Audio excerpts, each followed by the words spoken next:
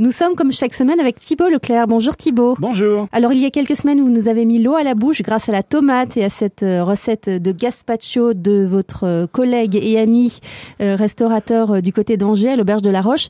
Et il y a eu beaucoup de réactions en fait sur Internet et vous voulez nous reparler donc de cette tomate. Oui, parce que la tomate, c'est vraiment le fruit qui est plébiscité pendant l'été. Il faut en profiter. C'est vrai qu'en même temps, en ce moment, oui.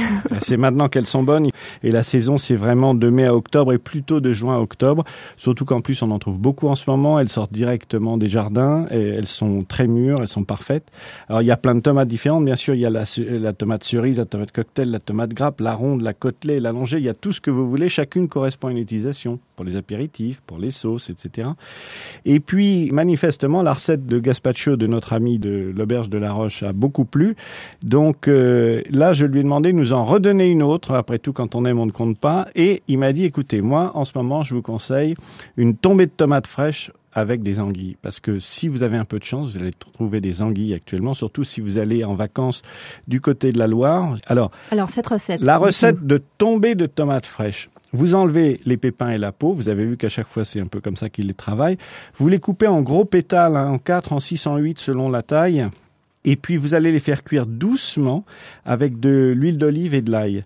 Vous laissez évaporer le jus. Vous y allez doucement. C'est pas la peine de les colorer, de les massacrer et tout. Il faut qu'elles soient assez pures. Après, vous allez les assaisonner. Ça, c'est votre garniture. Et l'anguille, vous allez les évider, bien sûr. Vous allez les éplucher, c'est très facile pour l'anguille. Vous les coupez en tronçons de 3, 4, 5 cm plutôt.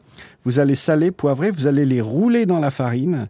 Et puis, vous allez les poêler dans un mélange d'huile d'olive et de beurre. Vous allez laisser cuire 10-15 minutes selon la taille de l'anguille.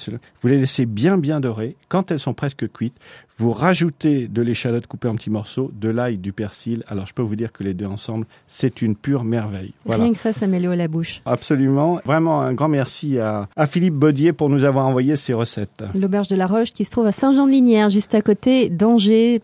Merci beaucoup Thibault Leclerc. Et comme d'habitude, on retrouve cette recette et cette chronique sur le site terroirdechef.com. À la semaine prochaine Thibault. À la semaine prochaine.